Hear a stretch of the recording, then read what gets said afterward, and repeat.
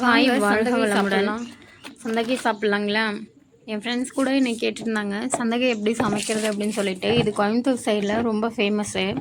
நிறைய பேர்த்துக்கு இது சரியாக தெரியாது. பொள்ளாச்சி, கோயம்புத்தூர் இந்த மாதிரி இடங்களில் தான் தெரியும். அதுக்கு தாளிக்கிறதுக்காக ஒரு 10 தக்காளி அந்த மாதிரி எடுத்து நல்லா கழுவிக்கலாம். கழுவிட்டு வேணுங்கிற அளவு எடுத்து அரைச்சிக்கலாம். சரி, தொண்டை சரியில்லை. அரைச்சிக்கலாம். நல்லா மிக்சியில் போட்டு அரைச்சி எடுத்துக்கலாம். நல்லா பேஸ்ட் மாதிரி இருக்கணும், அப்படின்னா தான் நல்லாயிருக்கும்.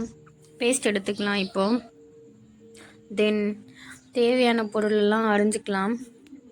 வெங்காயம், பச்சை மிளகா, ஒரு 10 பச்சை மிளகா எடுத்துக்கலாம். வெங்காயம் எடுத்துக்கலாம். அதுக்கப்புறம் கருவேப்பிலையும் எடுத்துக்கலாம். தென் கடுகு, உளுந்து, சீரகம், கடலப்பருப்பு எல்லாமே எடுத்திருக்கேன். நீங்களும் இதே குவான்டிட்டி வேணால் எடுத்துக்கோங்க. நான் ஒரு ஸ்பூன் எடுத்திருக்கேன். அரைச்சி பேஸ்ட் எடுத்துக்கலாம். இப்போது அடுப்பு பற்ற வச்சு எண்ணெய் காய வச்சுக்கலாம்.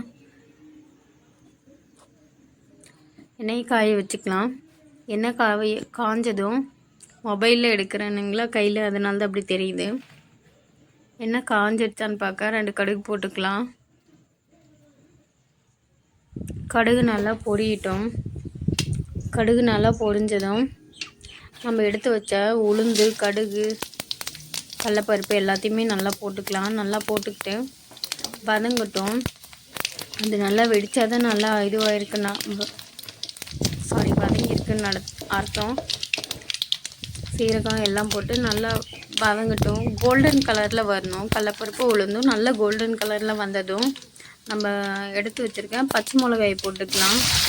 பச்சை மிளகா போட்டது நல்லா வெடிக்கும். தூரமாக நின்று போட்டுக்கோங்க. பச்சை மிளகாயை நல்லா போட்டுக்கலாம். பச்சை மிளகாயை போட்டுட்டு அதுக்கப்புறமா கருவேப்பிலை சேர்த்துக்கலாம். நல்லா மிக்ஸ் பண்ணி விடுங்க. மிக்ஸ் பண்ணி விட்டுட்டு கருவேப்பிலை, வெங்காயம் 2ஐயும் போட்டுக்கலாம். 2ஐயும் நல்லா போட்டு வதக்கிக்கலாம்.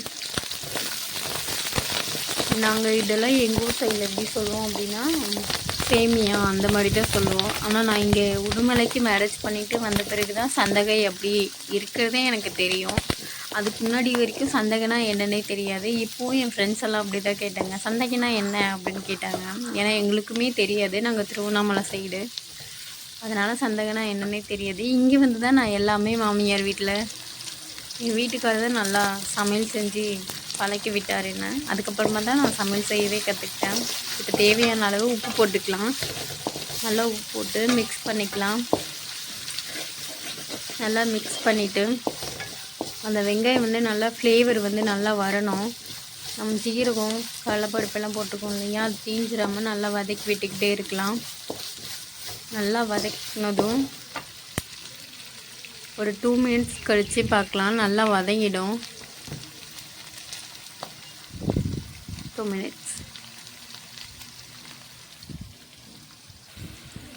மினிட்ஸ் கழித்து பார்த்தது நல்லா வதங்கிடுச்சு பாருங்கள். வெங்காயம் நல்லா அந்த கோல்டு கலரில் வந்துடுச்சு பாருங்கள்.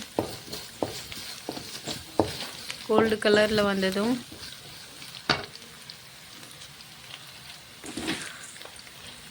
நம்ம அரைச்சி வச்சுருக்க விழுதை எடுத்து போட்டுக்கலாம். தக்காளி பேஸ்ட்டு,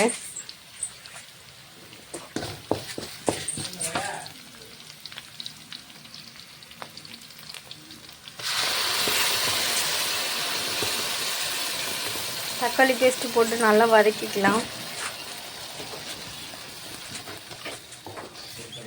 நல்லா வதக்கி மிக்ஸ் பண்ணிக்கலாம்.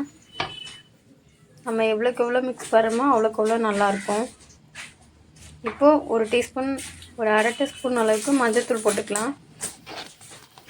நல்லா மஞ்சள் பொடி போட்டு மிக்ஸ் பண்ணிக்கலாம்.